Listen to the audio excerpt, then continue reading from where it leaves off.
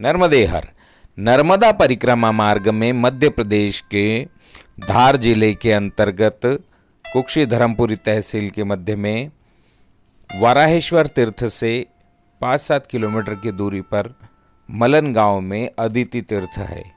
मनावर से आगे बढ़ते हुए सड़क मार्ग से बाकानेर ग्राम से 8-10 किलोमीटर की दूरी पर मलन गांव ग्राम में और परिक्रमा मार्ग में वाराहेश्वर तीर्थ से 5-7 किलोमीटर की दूरी पर रिद्धेश्वर तीर्थ स्थापित है। यहाँ देवताओं की माता अदिति ने सहस्र देव वर्षों तक तप किया था।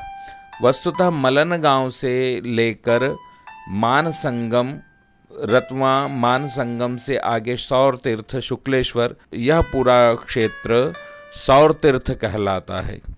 यहाँ पर सूर्य संबंधी उपासना एवं गायत्री तप का विशेष महत्व। इस दिव्य तीर्थ में ग्रामवासियों ने छोटे से शिवालय का निर्माण कर दिया है। आसपास मंदिर बना दिया गया है, किंतु इस मंदिर की उम्र ज़्यादा नहीं हो सकती, ऐसा प्रतीत होता है। यह शिवालय रिद्धेश्वर तीर्थ या अदिति तीर्थ भी कहा जाता है।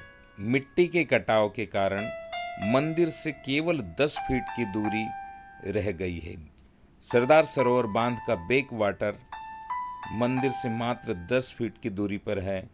प्रतिवर्ष 10 से 12 फीट और गहराई में 50 से 60 फीट से अधिक का मिट्टी का कटाव निरंतर हो रहा है और मात्र 10 फीट की दूरी मंदिर से बची है। यद्यपि मिट्टी का कटाव सभी दूर हो रहा है, किंतु मलन गांव में रिद्धेश्वर का मंदिर और हथनौर ग्राम में दारुकेश्वर, यह दोनों बिल्कुल टूटने की कगार पर हैं। मिट्टी जो गहराई में कटाव हो रहा है वह बहुत घातक है और इन दोनों स्थानों पर बहुत तेजी से सीधा गहरा 50 से 60 फीट से भी अधिक का गहरा कटाव हो रहा है और मात्र 10-10 फीट की दूरी में बची है मंदिर से। इन दोनों स्थानों पर रोका जाना अति आवश्यक है। इसके पश्चात एकलवारा में बागेश्वर तीर्थ और वाराहेश्वर तीर्थ ग्राम वराहनगर बड़दा में, यहाँ पर मिट्टी का कटाव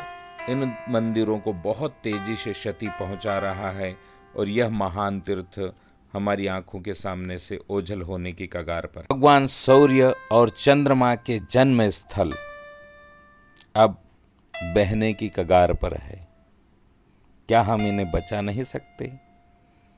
वह भगवान सूर्य जो समस्त सृष्टि को प्रकाशित कर रहे हैं, उनके जन्म स्थल को बचाने आगे हमें आना ही होगा।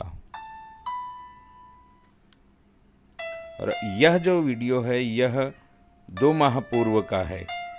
अभी वर्तमान स्थिति में इसमें मिट्टी का कटाव और अधिक हो चुका है और यह बहुत घातक स्थिति है। इसे रोका जाना अत्यंत आवश्यक है, अन्यथा यह तीर्थ बह जाएगा।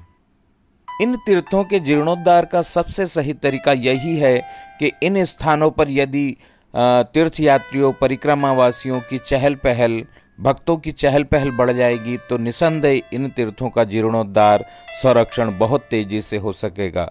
सभी से निवेदन है कि इन स्थानों पर आप निरंतर दर्शन करने के लिए आइए, परिक्रमा के लिए आइए।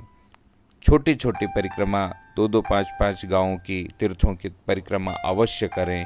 सभी भक्तों से निवेदन है कि मिट्टी के कटाव रोकने के लिए क्या उपाय किया जाए और कैसे इसे रोका जाए, इस तीर्थ को कैसे बचाया जाए, इसके लिए उपाय, सुझाव और सहयोग अवश्य करें। सभी परिक्रमावासियों से निवेदन है, तीर्थयात्रियों से निवेदन है, भक्तों से निवेदन है कि वे यहाँ आए। इस इमली के पेड़ से आगे 2 और इमली के पेड़ 10-10 फीट की दूरी पर थे, जो पिछले 3 वर्ष के बाढ़ में बह गए।